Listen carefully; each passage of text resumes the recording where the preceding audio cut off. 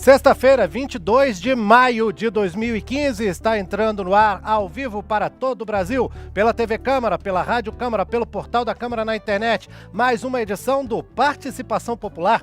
Eu sou Fabrício Rocha e no programa de hoje nós vamos tratar do endividamento do brasileiro. Tudo bem? A crise econômica está ruim para todo mundo no país e talvez justamente por isso os brasileiros estão batendo recorde de endividamento. Existem estudos até que apontam que 40% da população está com algum problema financeiro desse tipo. Por que nós chegamos a esse ponto? Como evitar esse tipo de problema e como sair dele se você já estiver. Se você conhece alguém, se você está na situação de endividamento, entre em contato com a gente, faça sua pergunta, mande sua opinião. Você pode ligar para 0800 619 619, ligação gratuita. Você também pode mandar um e-mail para a gente com o endereço participaçãopopular@câmara.leg.br. Tudo junto, uma palavra só, não tem cedilha, não tem tio. participaçãopopular@câmara.leg.br. E se você usa o Twitter, também pode mandar pra gente uma mensagem pelo Twitter, né? Um tweet com o nosso nome de usuário, @participaçãopop. Escrito do mesmo jeito, sem cedilha, sem tio, uma palavra só, @participaçãopop. E nós vamos discutir a sua situação e a de muitos brasileiros neste momento com os nossos convidados que estão aqui no estúdio. O Edivaldo Nilo, que é conselheiro seccional da Ordem dos Advogados do Brasil no Distrito Federal. Edivaldo, bem-vindo à participação. Obrigado pela participação, obrigado pelo convite. E o tema mais que atual hoje, inclusive, houve um veto em relação ao projeto de lei. Agora há pouco, né? Foi agora há pouco em que se discute o endividamento e vamos tratar desse assunto a partir de agora. Com certeza, bem lembrado já para o começo do programa, o Edivaldo, então, trazendo essa informação, esse assunto para o nosso debate. E nós temos também o José Eustáquio Moreira de Carvalho, que é economista, que está hoje na Clínica de Economia Comportamental, né, José? O que é essa clínica? É uma maneira nova da gente abordar assunto antigo, que é endividamento. Mas é em função de que o comportamento é fundamental e é ele que está atrapalhando a boa gestão financeira das pessoas. Isso do indivíduo, comportamento do indivíduo. Comportamento do indivíduo. E em função de que o endividamento, ora ele é causa de algum problema, ora ele é efeito, então tem que se tratar de uma forma ampla, não simplesmente com matemática, por exemplo. Tá certo, é uma abordagem interessante, então, para esse nosso programa. Então, você está vendo, né? Mande já a sua pergunta, seus comentários, eles vão se juntar aos das pessoas que estão passando pelo centro de Brasília e vão conversar com Carol Siqueira. Carol, já está a postos aí, né? Estou aqui, Fabrício, no centro de Brasília, num shopping center, a Meca, o lugar de consumo dos brasileiros. Passou o Dia das Mães, agora vem o Dia dos Namorados e a gente vê muita gente passando por aqui cheio de sacolas. E daqui a pouco eu volto para saber se o pessoal está comprando, o que o pessoal está comprando está cabendo no orçamento ou se está todo mundo no vermelho, Fabrício. Beleza, Carol. Na hora que tiver alguém aí para falar com a gente no programa, então é só chamar Carol, que está num shopping center no centro de Brasília. E, bom, antes de nós começarmos o nosso bate-papo, mandar aqueles tradicionais abraços do começo do Participação Popular, né? Por exemplo, para os aniversariantes desta sexta-feira, 22 de maio, o meu querido Leonardo Heringer e a professora Márcia Marques, fazendo aniversário aqui de Brasília, Distrito Federal, todos dois. E também um abração muito especial para a doutora Rosa Elisa Abarca Strong, médica que fez aniversário no dia 20 dessa semana, portanto, na quarta-feira dessa semana. Um grande abraço. Alguns espectadores que acompanham o programa mandaram suas mensagens ou entraram em contato com muito carinho. O Francisco Alcântara, morador lá do Sobradinho 2, no Distrito Federal, ali na região da Contagem. E o Douglas Barros, da Asa Sul, Distrito Federal. Um grande abraço para os dois. No nosso programa do dia 15 de maio, sobre a dengue, nós tivemos algumas participações que não puderam ser discutidas durante o programa, mas eu quero deixar registrado aqui que nós tivemos a colaboração do Francisco dos Santos, de Santo André, São Paulo, do José Andrade de Carvalho, de Itapevi, também São Paulo, do Pedro Juarez Cavalcante Filho, de Sobral, no Ceará, e do Jorge Pinheiro, de Juiz de Fora, Minas Gerais. A todos um grande abraço, espero que estejam com a gente nesta edição do Participação Popular, que vai discutir o endividamento do brasileiro, todo mundo com a corda no pescoço. Eu vou começar esse papo, então, perguntando já pela área comportamental, psicológica aqui, né, como o José Eustáquio já tocou nesse assunto. Zé, Por que chegamos a esse ponto? Por que o brasileiro está tão endividado agora? Parece que depois das eleições da Copa do Mundo, o país entrou numa espiral diferente aí da economia e agora tá essa situação. Ou isso é uma situação que já vem de longe? Não, no caso nosso brasileiro, nós temos duas situações. Uma é o ingresso das pessoas, né, de mais pessoas na economia, a inclusão social de muita gente. Então, pessoas que não tinham acesso a determinados produtos passaram a ter acesso não só ao produto, como também ao financiamento, ao dinheiro para comprar esse produto. E nós temos uma deficiência muito grande de educação no geral, e educação financeira também Está no bojo, né? Está nesse pacote. E a outra coisa é que a crise de 2008 e 2009 fez com que governos apelassem para um lado da equação econômica para crescer, para movimentar a sua economia. Então, o consumo. Só que os países, a maioria dos países, desistiu disso logo em 2013. E nós não, continuamos apostando que o consumo tinha que ser via crédito. Tanto é que nós tivemos redução de taxa de juros, nós tivemos redução de impostos, de alíquota de produto para baratear, para provocar a compra de bens, principalmente bens duráveis. Você teve o programa Minha Casa Melhor. Então, tudo isso provocando um consumo de produtos duráveis para casa.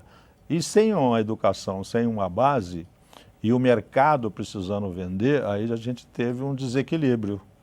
As pessoas não muito preparadas em termos de educação para o consumo. Uhum. As pessoas querendo ter esse direito que não teve há muito tempo. Aí tem um terceiro fator também, é que nós deixamos de ter inflação. Né? Antes, quer dizer, você passou a ter uma moeda mais estável, então você passou a poder ver no horizonte maior a sua capacidade de pagar. Então essas três coisas confundiu a cabeça de muita gente. A falta de inflação pode ser prejudicial também para o consumidor? Nesse caso, se você não tem um planejamento financeiro, não tem um controle das suas finanças, ela pode ter sido danosa para alguém, porque você aí começou a adotar aquela história, ela cabe no bolso. Uhum. E eu sei que não vai aumentar o preço, então eu vou comprar, porque eu sei que eu posso pagar, não vai aumentar. Eu compro hoje, ao invés de você pensar, eu posso comprar amanhã porque não vai aumentar, você compra mais hoje. Então você antecipa vida no futuro para o presente. Uhum. Então isso pode ter acontecido e aconteceu em alguns casos. Tá certo. Zé Eustáquio Moreira de Carvalho, economista da Clínica de Economia Comportamental, para quem estiver acompanhando a gente pela Rádio Câmara. E também agora vou falar com Edivaldo Nilo, que é conselheiro da OAB no Distrito Federal. Você é ligado a essa área de direito do consumidor, alguma coisa assim, Edivaldo? Eu sou, além de advogado, sou procurador do DF, né? Então defendo, por incrível que pareça, o Estado também está sendo demandado nessas questões de endividamento. Então, também trabalho com essa área de consumidor e tributário. E, bom, Edivaldo, então, começar por uma questão que a gente talvez até volte nela depois no programa, mas queria que você falasse um pouquinho sobre o que acontece com a pessoa que deixa de pagar seus compromissos e também com aquelas pessoas que emprestam o nome, uma prática que tem sido muito criticada nos últimos dias, inclusive, a pessoa que empresta o nome para alguém que já está complicado, já está negativado, está enrolado aí, endividado até a tampa. Que riscos que essa pessoa corre? Vamos lá. O primeiro ponto aí que nós temos que argumentar e falar é a questão do Código de Defesa do Consumidor. Ele trouxe uma proteção ao consumidor. Se diz que o consumidor hoje, perante o fornecedor do serviço ou o vendedor da mercadoria ou do produto, ele é um hipossuficiente, ele tem uma vulnerabilidade. Então ele tem uma vulnerabilidade aí técnica, uma vulnerabilidade jurídica e uma vulnerabilidade fática. Essa vulnerabilidade técnica é que ele não tem um conhecimento especializado quando ele é usuário de um serviço e também não tem um conhecimento especializado a respeito do produto e da mercadoria que está adquirindo, muitas vezes bombardeado com a publicidade excessiva e enganosa. Tem a vulnerabilidade jurídica também, porque ele não tem o conhecimento jurídico das normas do direito do consumidor que o defendem.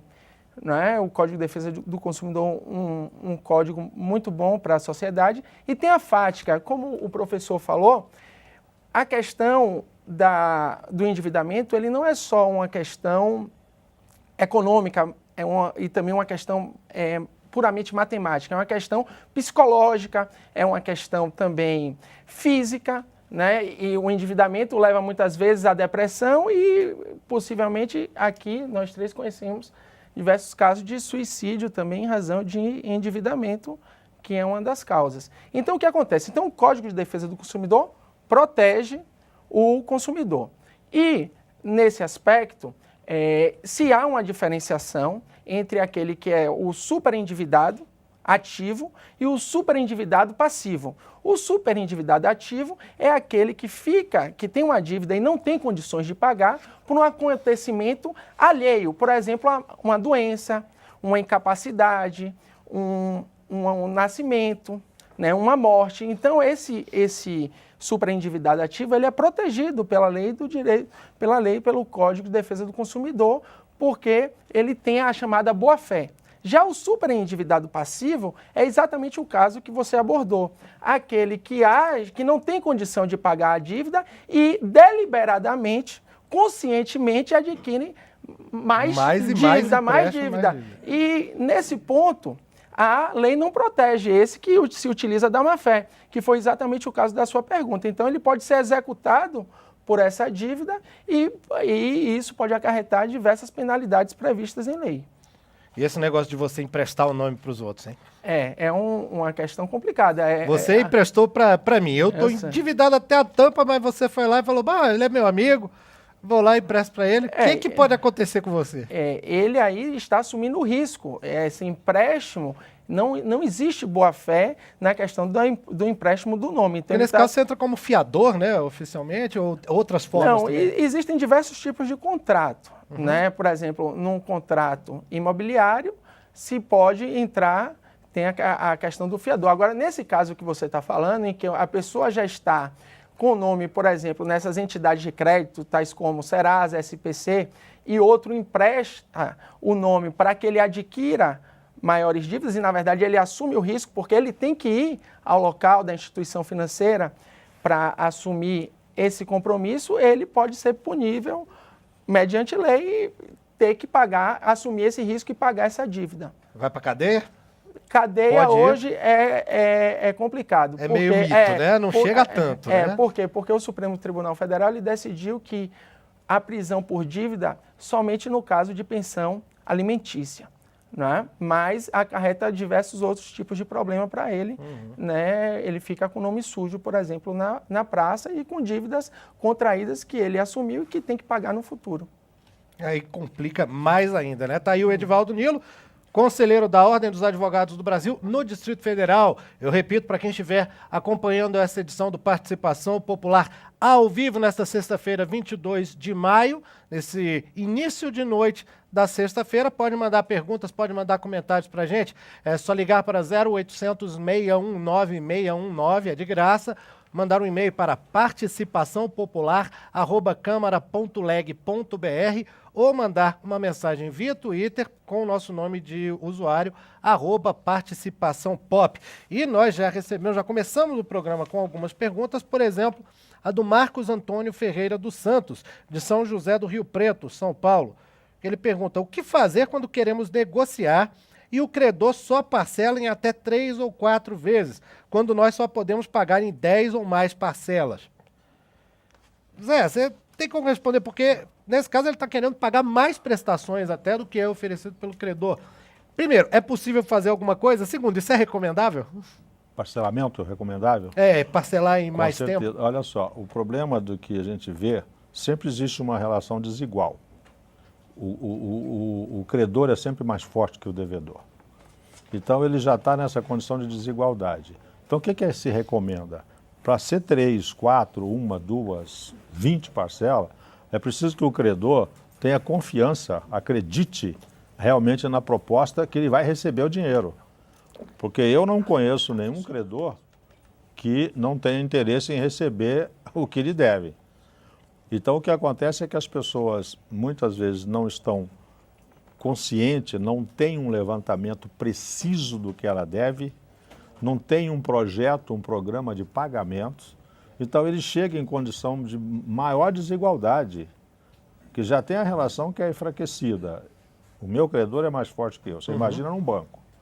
E aí você não tem aquela firmeza, você não passa aquela segurança, aquela confiança para pagar em 3 vezes, ou o gerente acha que você vai dar o cano na 4ª. Até porque então o cidadão já chega meio derrubado, né, para falar com um gerente de banco. Então, uma recomendação que a gente faz, não vá fazer proposta de negociação se você não tiver segurança total do que você vai fazer e passar essa segurança. Daquilo que você se propõe a cumprir. Exato, né? Porque é muito provável que ele está querendo fazer em pouco tempo, porque o histórico é que ele, depois de um certo número de parcelas, ele não paga. Agora, eu não conheço, repito, credor que não queira receber a dívida que ele tem, que alguém tem com ele. Agora, ele precisa acreditar que vai receber.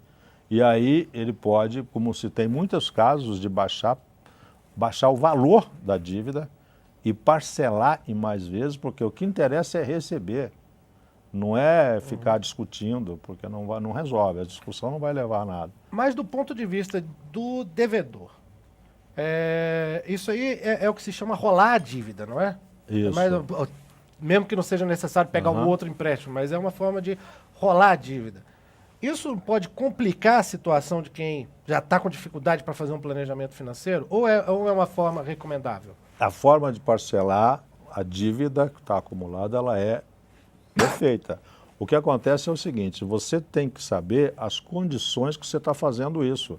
Porque nós temos pessoas endividadas que, quando elas querem resolver o problema dela, ela muitas vezes não resolve quitando as dívidas simplesmente.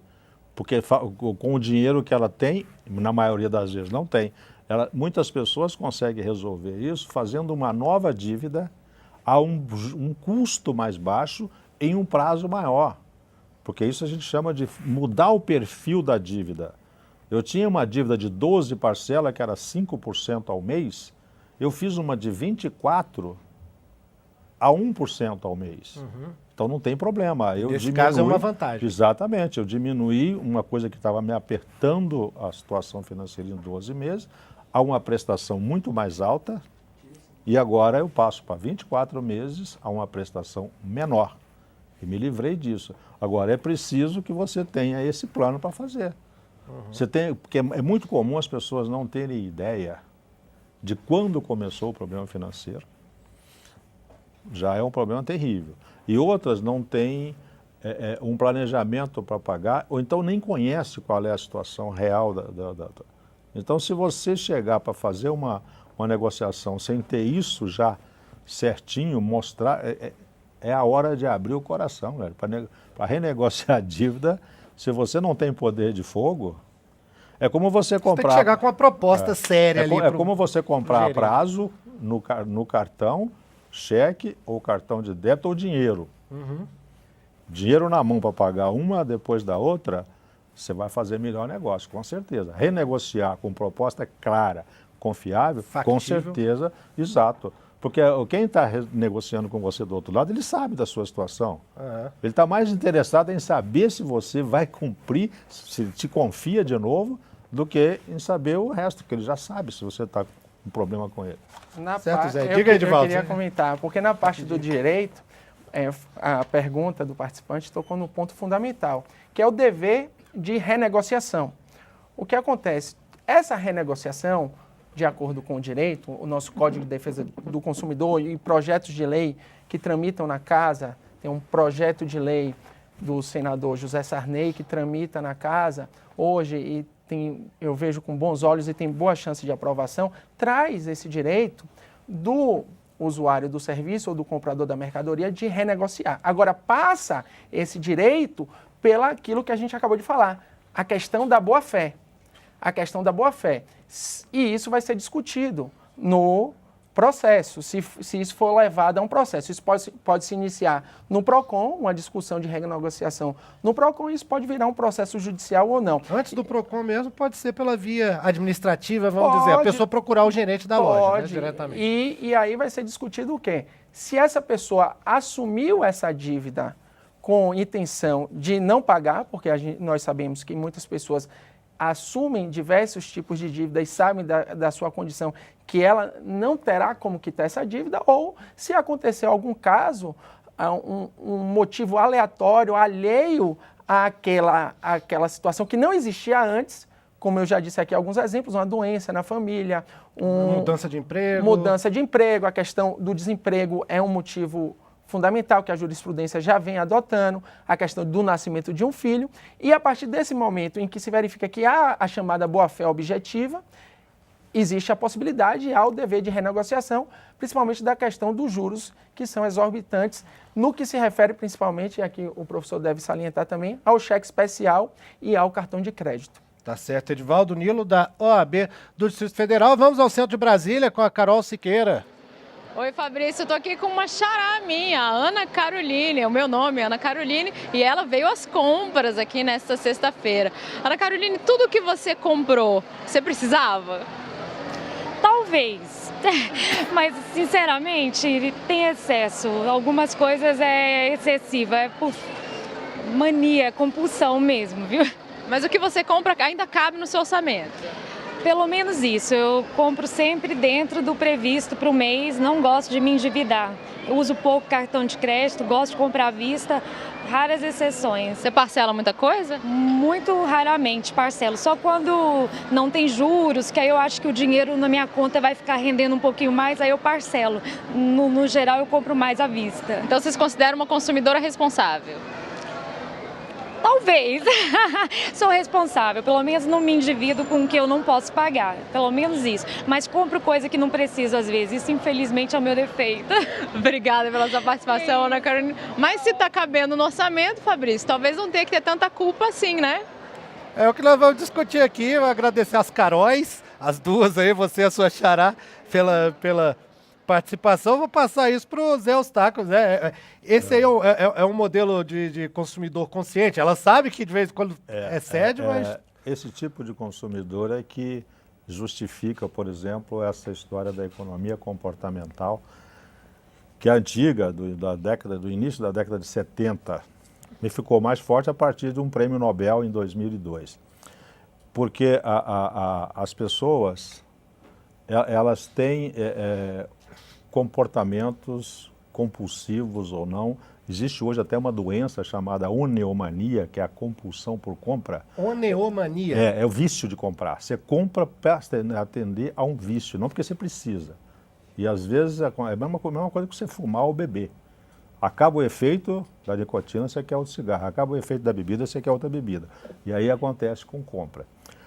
Então, a economia comportamental estuda isso. Só que antes da economia, ela chegou tarde. O marketing já aprendeu isso muito antes, a propaganda. E usa isso. Que usa isso para poder provocar as pessoas.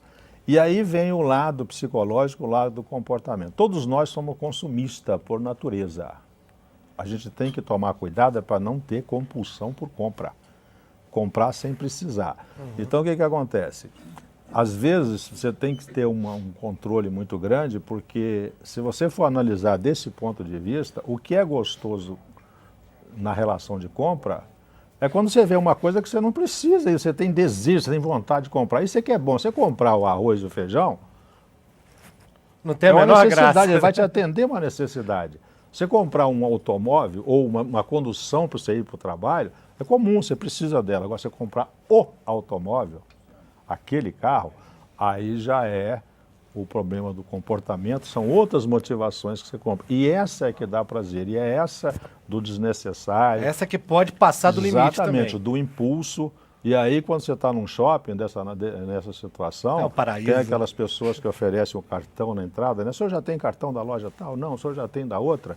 E aí você começa em cada loja, faz uma prestação de 100, cabe no bolso. Aí você vai na outra, de repente esqueceu daquela primeira de 100, faz outra de 100, cabe. Mas de repente, é possível que não coubesse 200. Mas você foi influenciada e é para fazer isso. É como se diz no popular, pegar você naquele momento de bobeira. Aí você compra. E aí as vitrines, o vendedor que está na porta, o e-mail que chega na sua casa, propaganda da televisão, tudo te provoca a ter esse comportamento que ela falou. Mas isso é saudável até o ponto em que ela está tendo prazer controle e tendo também, né? o controle está dentro do que ela pode gastar. Eu queria até comentar Diga, que Edivaldo. no direito, o direito tem, os tribunais, eles trazem parâmetros para se saber se a pessoa é superendividada ou não. O endividamento é ligado, como bem falou o professor, ao empréstimo. O empréstimo, as principais modalidades e que preocupam a sociedade são cheque pré-datado, o empréstimo consignado, a questão do cartão de crédito e do cheque especial, né? Tendo muita atenção aí com a questão dos juros no cheque especial e no cartão de Eu crédito. até tenho uma pergunta para te passar sobre isso também. mas Exato. prossiga. Então, nesse ponto, me parece que ela é uma consumidora consciente. Por quê? Qual é o parâmetro que o direito, e os tribunais, os doutrinadores, os estudiosos do tema, eles têm escrito, comentado, decidido? Eles falam o seguinte: você pode comprometer até o nível da sua renda familiar mensal. E esse comprometimento seria em torno de 30%. Né? Alguns entendem que 25%, outros entendem 30%, outros, como uma medida provisória que foi vetada hoje, entendem como 40%. Né? Eu até conversando aqui com o professor, a gente chegou no consenso, eu também entendo que o nível que se deve suportar é de comprometimento em empréstimo de 30% da renda mensal. Agora, o Edivaldo, a pergunta que chegou aqui foi do Luciano Davi, pelo Twitter. O Luciano David, não sei, ele é de Fortaleza, Ceará. Ele faz um comentário, assim, uma provocação. O endividamento é resultado direto dos juros extorsivos. O que justifica juros de mais de 200% ao ano? Isso é uma insanidade. Agora, está dentro do limite legal para cada instituição financeira cobrar os juros do jeito que quiser, a quantidade que eles quiserem? É uma discussão recorrente no judiciário. Por exemplo, no final do ano passado, houve uma decisão que é exatamente o que ele está tratando, é o juros sobre juros, né, que alguns denominam de tabela Price. Então, houve uma discussão no judiciário, muitos autores, eu posso dizer que a maioria dos autores, eles entendem que esse anatocismo ele é ilegal, né, esse juros extorsivo. Só que a nossa Constituição até trouxe um parâmetro, mas foi revogado por meio de uma emenda à Constituição e nunca foi regulado, uma vez que era uma lei chamada de eficácia contida, então teria que ter uma outra lei para regulamentar e nunca foi regulamentado esse tema e depois foi revogado. Foi aquilo que dizia na Constituição que os juros deviam ser de no máximo 12% ao ano, Exatamente. né? E acabou sendo tirado isso da Exatamente, que Constituição. dependia de lei regulamentadora e não existiu. Então é uma discussão que está em aberto no judiciário. Né, está em aberto, né, existem decisões favoráveis, coibindo esses juros sobre juros, e existem decisões favoráveis, ou contrárias, a favor do juros sobre juros e contrárias, dizendo que existe uma rede de proteção ao consumidor e que não se pode estabelecer, por exemplo, a tabela Price. E por Mas que não você há chega a um consenso nisso? Porque é um tema complexo, né? Um tema que envolve grandes atores da sociedade, Isso como aí, instituições financeiras, né? Os bancos, as instituições financeiras e as empresas que são autorizadas pelo Banco Central a emprestar dinheiro. Então, Isso é um caso para o STF, né? Exatamente. Houve uma decisão do STJ no ano passado, mas que deixou em aberto. O STJ, ele disse que não era a competência dele decidir esse tema. Então, continua em aberto. Mas é um tema que é bem recente. Essa decisão foi no final do ano passado e ocorreram algumas críticas, mas, né, é um tema para o STF, como você bem disse, e já está no STF, falta ser colocado em pauta. Explicando para quem não tem muita Claro, intimidade vamos com o lá. direito, né, que o STJ está logo abaixo ali do STF, na escadinha ali do direito. Exatamente. Né? O Superior Tribunal de Justiça, a partir da Constituição de 88, ele substituiu o antigo Tribunal Federal de Recursos. Ele decide, em última instância, a legislação infraconstitucional. E o STF analisa a questão da Constituição. Constituição. Então, se decide, se tem sustentado que esse é um tema constitucional e certamente o STF, que é o guardião da Constituição, que irá dar a última palavra sobre o assunto, e estamos esperando para saber qual será essa solução. Tá certo. Que Bom, poderia também, isso é importante só para concluir, ser uma solução do Poder Legislativo, que tem se mantido omisso em relação ao tema também. Bom, para quem está acompanhando Participação Popular pelo rádio, repetir, esse aqui é o Edivaldo Nilo, conselheiro da OAB no Distrito Federal, isso que acabou de falar, e nós temos aqui também o economista José Eustáquio Moreira de Carvalho, que é da Clínica de Economia Comportamental em Brasília. A direção do programa me informa que nós temos no telefone do Participação Popular o deputado Júlio César, do PSD do Piauí. Deputado, está ouvindo bem a gente? Estou ouvindo, sim. Ô, deputado, bem-vindo ao Participação Popular. O senhor está em Teresina? Estou em Teresina, amigo. E como é que tá o tempo por aí, hein? Que aqui em Brasília tá meio friozinho, mas Teresina isso não acontece não, né? Não, aí tá muito frio. Eu já vi agora, já cheguei hoje de madrugada, aí tá muito frio, eu achei.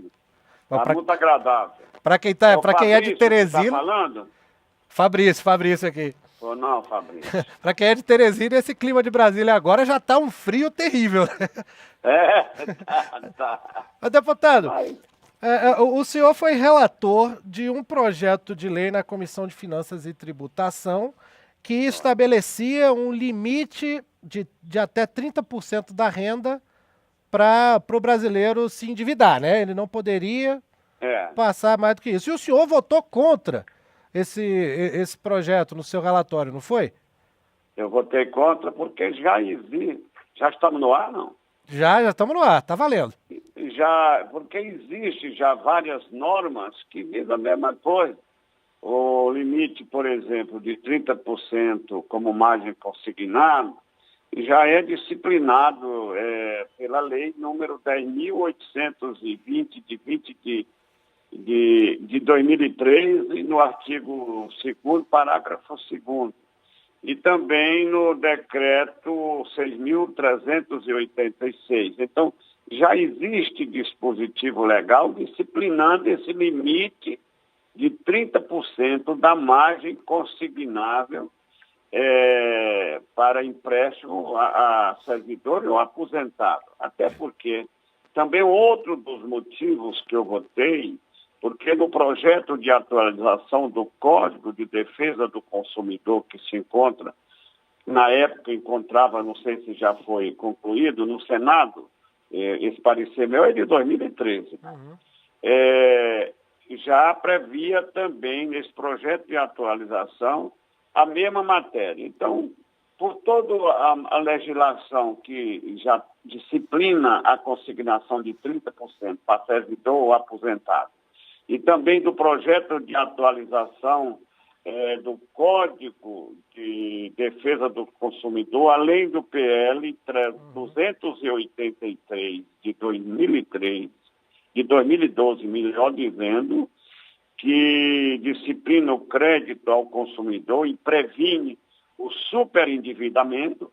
Então, pela multiplicidade de leis e de projetos em tramitação, achei desnecessário, com esta redação, e com todo respeito ao deputado Sérgio, que é do meu partido, ele é do Rio de Janeiro, Sveiter, né, que foi o autor. Nós votamos pela rejeição do PLP 5.773 de 2003, que você se refere ao meu relatório pela rejeição na Comissão de Finanças e Tributação. Mas, deputado, então assim, tudo bem, existem já vários outros mecanismos legais em vigor, ou na forma de projetos e propostas ainda no Congresso Nacional sobre esse assunto.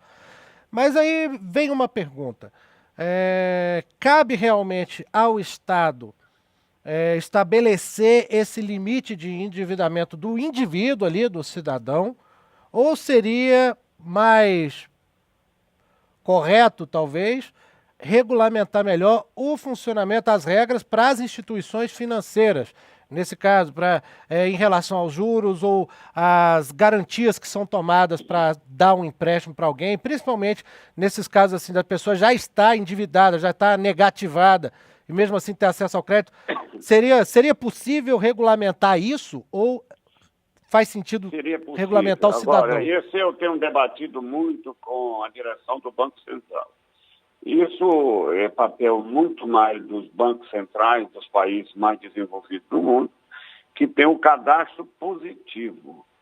O Brasil tem um cadastro positivo, mas de valor, antigamente, neste período, em 2013, o cadastro positivo só pegava o endividamento acima de R$5.000. O cadastro positivo, salvo engano, hoje baixou para R$1.000. Mas cabe ao Banco Central. O que eu vejo é muita facilidade na concessão de crédito, principalmente quando ele é consignado, porque eles têm uma garantia de que aquele que faz o pagamento vai segurar o seu crédito. A condição do pagamento é feita pelo aquele que pague, não pelo que tomou o empréstimo, né? Uhum. Então, eu acho que o Banco Central deveria disciplinar melhor a concessão de crédito para diminuir a inadimplência. E, além do mais, eu tenho brigado muito com o Banco Central pelos altos spreads que cobra na concessão do crédito. Uhum.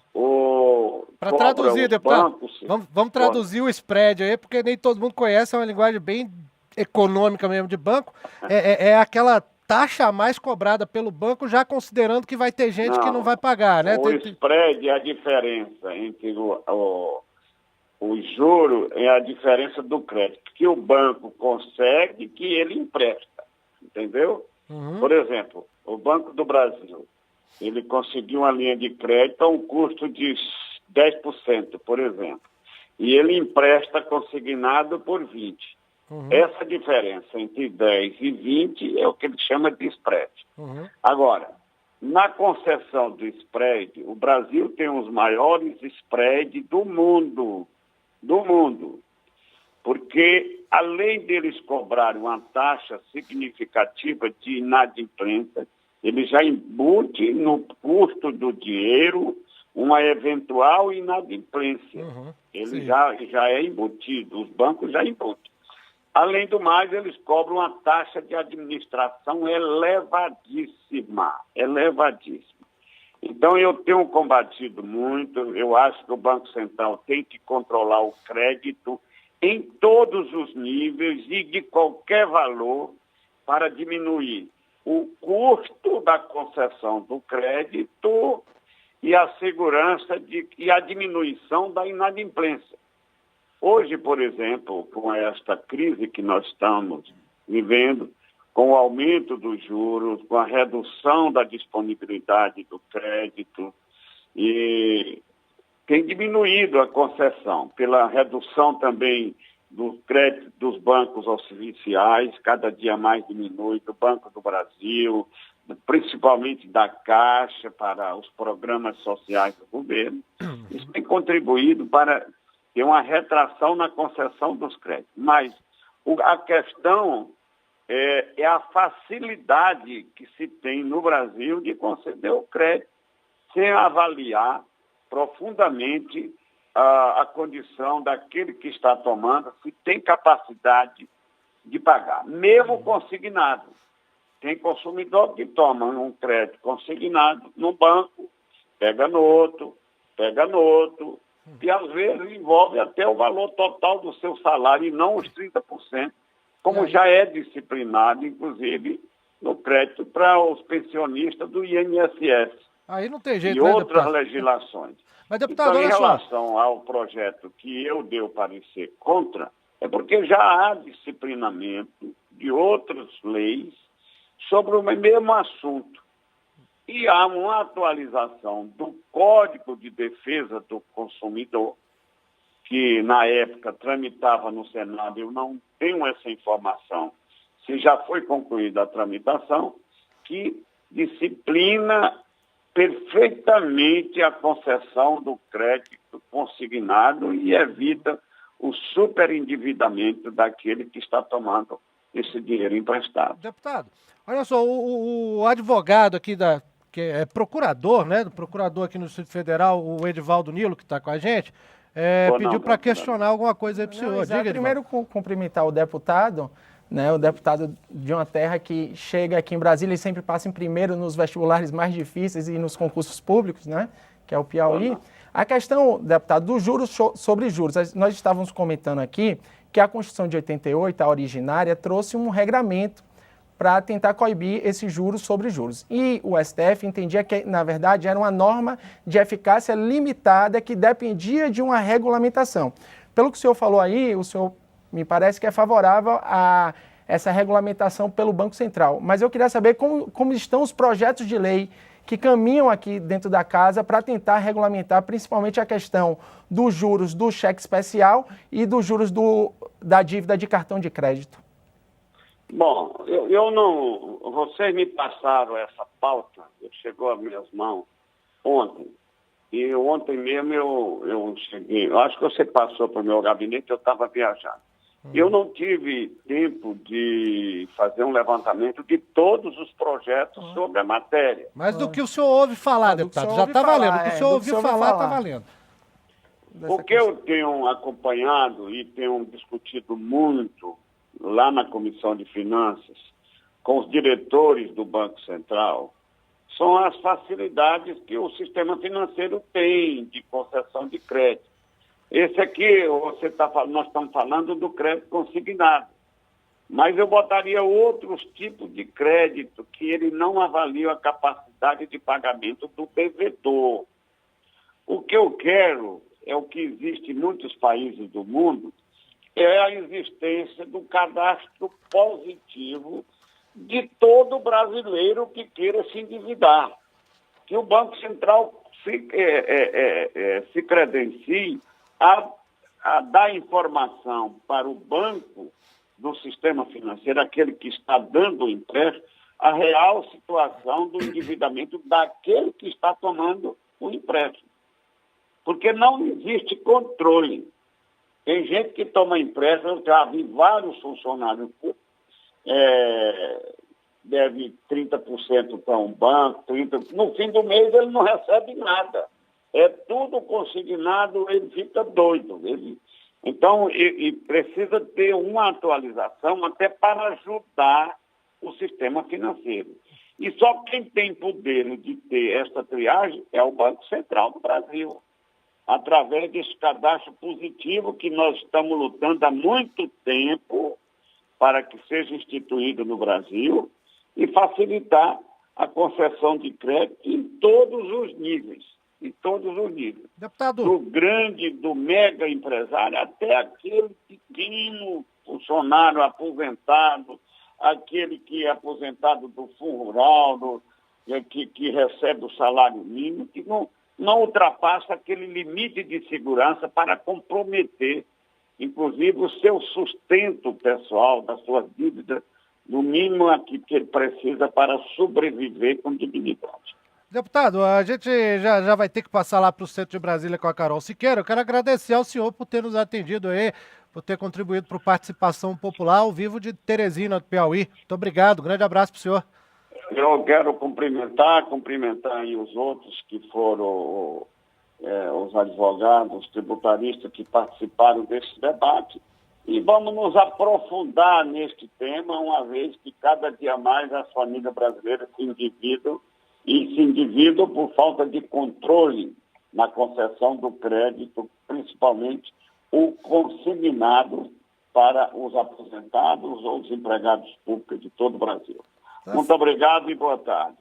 Muito obrigado, deputado Júlio César. Grande abraço para o senhor, para todo mundo de Teresina do Piauí. Sobre esse assunto ainda chegou um comentário do João Silva de Oliveira, de Cacerengue, Paraíba. Eu não conhecia, primeira vez que eu vejo o nome da cidade. Ele diz: o servidor público faz muitos empréstimos consignados a ponto de seu poder de compra ficar limitado. Deveria existir um meio para que, quando a margem fosse atingida, houvesse uma nova forma de pagamento, sem atingir tanto o poder de compra da pessoa. Na forma atual se torna um ciclo vicioso. Tá aí um comentário do João Silva de Oliveira, uma ideia, né? Ele lá de Cacerengue. Carol Siqueira, você é do centro de Brasília, o que você tem pra gente aí?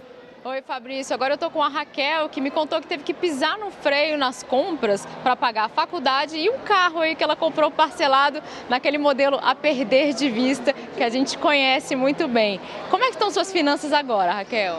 Olha, hoje está controlado, né? Tenho que manter controlado justamente para para tentar não ficar devendo e tentar pagar hoje o carro, porque a faculdade, graças a Deus, eu consegui pagar. Você já chegou a ficar no vermelho? Cheguei antes de começar a faculdade, né? Porque quando eu comecei eu tive que parar de gastar para pagar a faculdade. Aí depois não fiquei mais não. E a dívida era de cartão de crédito? Cartão de crédito. Cartão de crédito sempre aperta, né? Aí a minha foi o cartão de crédito. E você compra muito? Hoje não, hoje não. Hoje eu compro mais o necessário. Mas se eu não tivesse uma dívida certa, com certeza eu estaria gastando o que eu não posso. Agora você acha que valeu a pena parar de gastar para pagar a faculdade e o carro? Valeu a pena. Obrigada pela sua participação, Raquel. Então, Fabrício, reservar aquele dinheiro para investir em estudo e aí num meio de transporte para quem mora longe não é assim tão uma ideia, né? É um consumo ok, né? Tem que ser, né? Inclusive, sobre isso, até eu vou passar uma questão, Carol. Obrigado, Raquel, né? Eu vou passar a questão aqui para o José Eustáquio, que é o economista que está com a gente. É o caso dela, o carro e a faculdade, ela estava estudando, precisava pagar aquilo. A gente vê que não se trata mais de uma questão de cortar supérfluos no momento de crise como a gente está, porque tem gente aí que não está dando conta de pagar a conta de luz. Supermercado está fazendo parcelamento de compra de supermercado. Com certeza. Para onde a pessoa corre quando tem essas necessidades realmente assim? Ela já cortou o supérfluo e mesmo assim ainda não foi suficiente. Olha, aí você está na condição realmente de superendividamento. Aí você precisa de apoio, e aí não é matemática, não é educador, nem planejador financeiro. Você vai precisar de um colo, vai precisar ser acolhido. De vela para o santo, para poder descobrir por que essas coisas acontecem com ele, porque isso aconteceu, não existe só um lado da história. Se a pessoa chegou nesse ponto, ela teve o impulso ou a necessidade de ir atrás e do outro lado tinha quem fornecia para ela. Então houve um descontrole. Agora, isso pode estar num momento lá atrás da própria filosofia de vida dela, do jeito que ela tem agido no mundo e também influência lá de pais, parentes, amigos próximos com relação a como lidar com o dinheiro. Tem muita gente que hoje você tem um problema maior, é esse. Então você tem que descobrir para poder montar um projeto para sair disso, mas com essas características e com a possibilidade de que isso seja um ganho e uma garantia lá na frente. Porque eu tenho experiência de pessoas que eu atendi que tinha recaído pela terceira vez. Então como é que faz? Eu tive um caso que a filha disse, se o senhor não resolver agora, eu vou jogar a minha mãe pela janela, porque é a terceira vez que ela recai. Então isso não é um problema matemático, isso não é um problema que resolve só com o equilíbrio ou com movimentação de dinheiro. Se tem alguma coisa que está atrapalhando, precisa tratar disso. Então, quando é uma você... coisa psicológica. E o que fez a Raquel é o que a gente recomenda. Você quando... Aliás, até para você não entrar no endividamento, é muito bom você ter a consciência muito clara do que são gastos essenciais, gastos importantes e os gastos triviais ou acidentais. Você tem que planejar. Se você tem isso, você começa a fazer esse tipo. Eu preciso para a faculdade, eu moro distante. Vai ser mais barato, vai ser mais em conta eu ter o carro. Então, mas eu preciso comprar a prazo, eu não tenho. Então, como é que eu vou fazer? Então, eu tenho que fazer essa prioridade. E você, muitas vezes, você só vai pensar em fazer isso e às vezes as pessoas não cumprem depois que está já numa situação de muita dificuldade. Agora eu queria só acrescentar uma coisa que eu estou achando que está acontecendo algumas ilegalidades aí. Porque você não consegue fazer 2 empréstimos consignados pelo que está na lei, pelo que se estabelece na operação. Empréstimo consignado é único. Você pode fazer 2 se você tiver margem adicional, porque o comprovante seu que você pediu em consignado é o contra-cheque. E o contra-cheque vem embaixo, a margem consignável para o novo empréstimo. Então, se você cumpriu 30, está 0 de margem. Não então, era para estar pegando mais, né? Não é para pegar. O próprio gerente, a própria autoridade financeira que está atendendo não pode fazer isso. Então, tem alguma coisa estranha. O que acontece é que gerentes, por questão de comportamento, solidariedade, ele se emociona com o problema do endividado, aí ele dá um débito em conta. Aí ele aumenta o limite de cartão de crédito, limite do cheque especial. E só para falar com o companheiro aqui da advogado, existe uma lei que nem o Supremo revoga para essa questão de custo do dinheiro É a lei de mercado. Se tem gente disposta a pagar 300%, eles vão emprestar 300%. Se amanhã ninguém pegar 300%, eles vão baixando.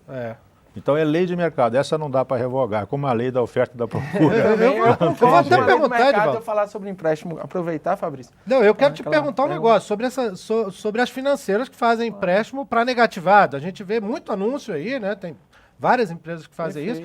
E isso é legal? Isso é... Perfeito.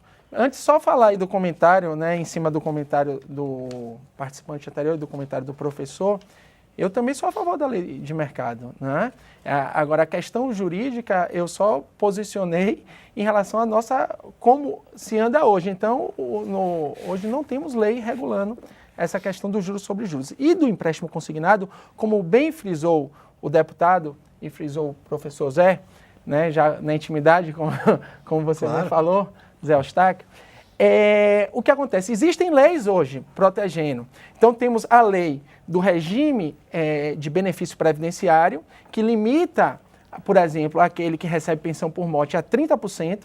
Temos o Estatuto do Servidor Público Federal, a Lei 8.112/90, que também limita em 30%. E também temos uma lei de 2003 que regula a matéria no empregado seletista, limitando a 30%. E antes de responder a sua pergunta, cabe dizer que foi aprovada uma medida provisória, recentemente, aumentando esse limite para 40%, o que gerou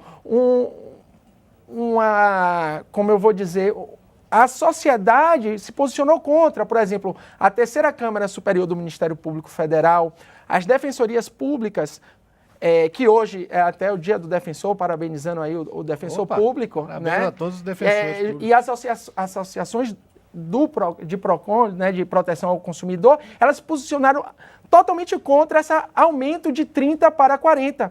E, como diz um entrevistado hoje, graças a Deus a presidenta Dilma vetou esse aumento e continua os 30%. Claro, esse veto vai ser apreciado pelo Congresso Nacional num prazo de 30 dias, segundo o artigo 66 da Constituição, e o Congresso Nacional pode derrubar esse veto por maioria absoluta, que seria voto de 41 senadores e 257 deputados. Espero, eu, na minha opinião pessoal, e na opinião do professor, que já externou aqui para mim, que ele não derrube o veto, porque estamos numa situação de crise econômica e não houve nenhum estudo para se estabelecer que era que isso ia ser benéfico para a economia, a sociedade, né? Exato, Na verdade, aumentar, só aumenta a bola de neve, né? Exatamente, aumentar para 40%. E aí, já respondendo de forma resumida a sua pergunta, o projeto de lei do senador Sarney, que foi tocado aqui pelo deputado do Piauí, ele vem proibir esse tipo de...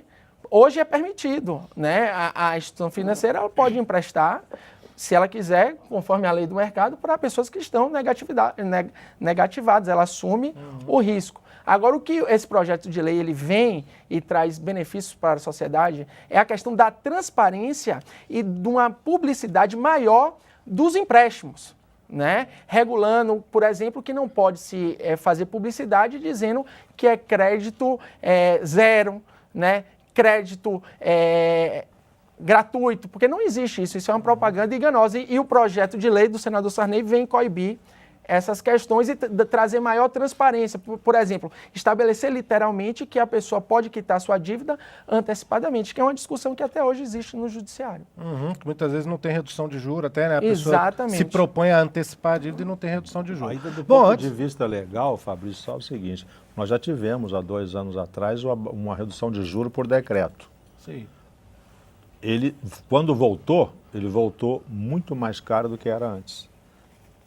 As financeiras, a lei do mercado, né? Os bancos estão recuperando aquela baixa que deram. É aquela lei do mercado que o senhor mencionou. Chegou para a gente um e-mail do nosso amigo Misael dos Santos Oliveira, de Viçosa, Alagoas, que acompanha o Participação Popular há muito tempo. Pede para mandar um abraço para o pai dele, o Efigênio, para a dona Fátima, que é a mãe dele. Um grande abraço aí para a família toda, o pessoal todo aí de Viçosa e Alagoas que acompanha o nosso programa. Ele diz: na minha opinião, o brasileiro precisa se endividar com o necessário, porque na maioria das vezes gasta com muita coisa que não é preciso, como roupa, calçado e etc. Em alguns casos, compram e nem usam. O endividamento do brasileiro é o maior desde 2005. Está aí a opinião do Misael. Antes da gente encerrar o nosso programa, quero convidar o nosso espectador para o programa da próxima sexta-feira, às 18 horas, mesmo se houver o Câmara Itinerante, que a TV Câmara transmite em algumas das tardes das sextas-feiras, né, normalmente a cada 2 semanas, mesmo se houver e estiver sendo transmitido pela internet, o programa vai começar às 18 horas, viu? Se você acompanha sempre o Participação Popular, pode entrar no portal da Câmara e acompanhar o programa pela internet. Às 18 horas nós vamos discutir o mercado de trabalho para jovens, né? Para onde vão esses meninos e meninas que acabaram de sair de um curso técnico ou de uma faculdade, num momento como esse, que a situação econômica do Brasil não é boa, não está empregando, o desemprego está em alta e principalmente essa faixa etária é atingida. O que fazer com esses jovens, né? E como melhorar o acesso deles ao emprego? Tudo isso vai ser discutido no próximo Participação Popular. Então, sexta-feira que vem, às 6 horas da tarde, você já pode mandar suas opiniões, suas perguntas, ligando para 0800 619 619 ou mandando um e-mail para participaçãopopular@câmara.leg.br.